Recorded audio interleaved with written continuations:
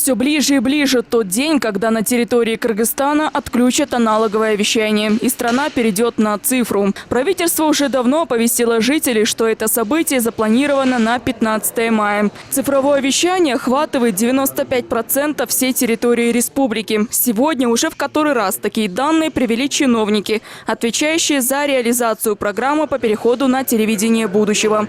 За последнее время ничего так и не изменилось.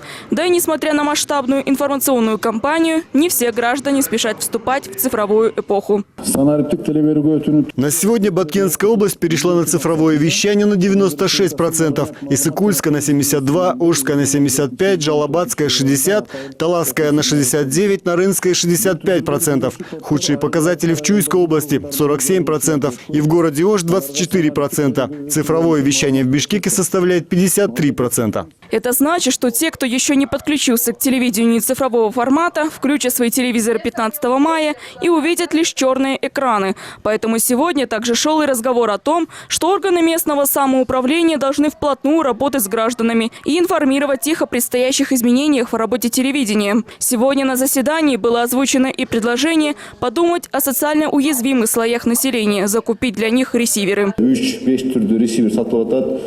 На рынке Кыргызстана в продаже имеется 5 видов ресиверов, средняя стоимость которых составляет 800-900 сомов. Они продаются в отделениях Кыргызтелекома и Кыргызпочтасы. Практически во всех регионах показывает по 32 канала. Но в Нарынской области показывает пока 19 каналов, а в Баткене 17. Если нет никаких каналов, то это проблема с антенной либо с ресивером. У правительства пока нет возможности обеспечить цифровым телевидением 326 труднодоступных сел с населением в 315 тысяч человек. Аналоговое телевещание там останется до тех пор, пока не закупят ретрансляторы. До 15 мая это вряд ли произойдет, говорят чиновники.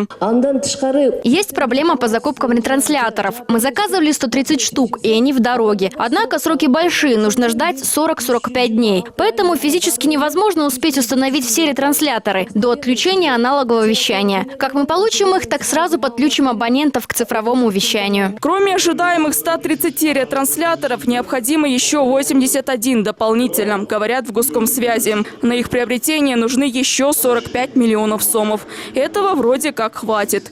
Итоги реализации программы по переходу на цифру подведут на следующем заседании, которое состоится в апреле. Анастасия Соболева, Асхат Ибраимов, НТС.